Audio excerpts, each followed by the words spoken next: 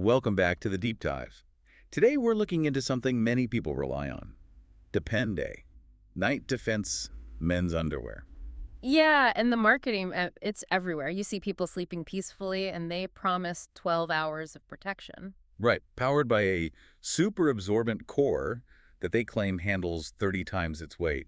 But, we wanted to look past the glossy ads. Exactly. Our mission today was to dig into the source material, and we're talking hundreds of user experiences, actual product measurements, All to find the details that marketing just misses. and to ask, what happens when a product technically works for some people, but for others, it's a complete catastrophe. We wanted to find out why. Okay, so let's start with the good stuff. I mean, to be fair, there are positives, right? Oh, definitely. Our sources confirmed a few things. The cost is around $2 a unit, pretty standard. And people do seem to like the feel of it. We saw a lot of praise for the soft fabric, the form-fitting leg elastics. And the waistband, too. Users said it holds up through the night. And the raw absorption capacity, it clocks in at around 16 ounces. Okay, which on paper sounds like it should be enough for overnight use. It sounds perfectly reasonable. It does sound reasonable, but that's where the technical specs and the real-world experience start to diverge. We found this really disturbing pattern in the complaints. A pattern? What kind of pattern? Well, get this. User after user described having to manually insert separate Depend shields into the back of the underwear every single night. Wait, hold on. People are having to reinforce a product that's sold as overnight defense. Precisely.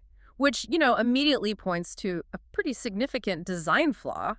So our sources were able to pinpoint the exact problem. Absolutely. If you actually measure the padding placement, the absorbent material, it just stops. It stops abruptly right at the start of the backside. So you're saying there's literally zero protective coverage in the rear area? Zero. None.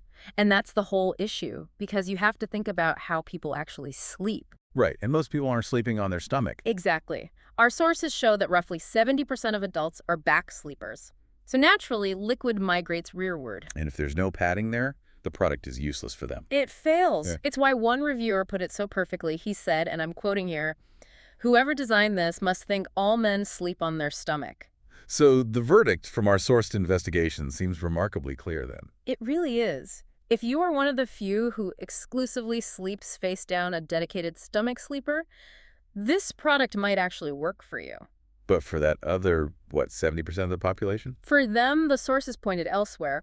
We saw this massive shift in user recommendations. People who switched to alternatives, like North Shore Mega Axe, they rarely went back. Because those alternatives have what this one is missing, I assume. Full wraparound coverage. They extend that protection all the way up the back where it's most needed. It might come at a slightly higher cost, but you're paying for actual security. So the choice is really between a product designed for maybe 30% of sleepers versus one that, provides true overnight confidence. That's the bottom line. And that brings us to the end of this deep dive.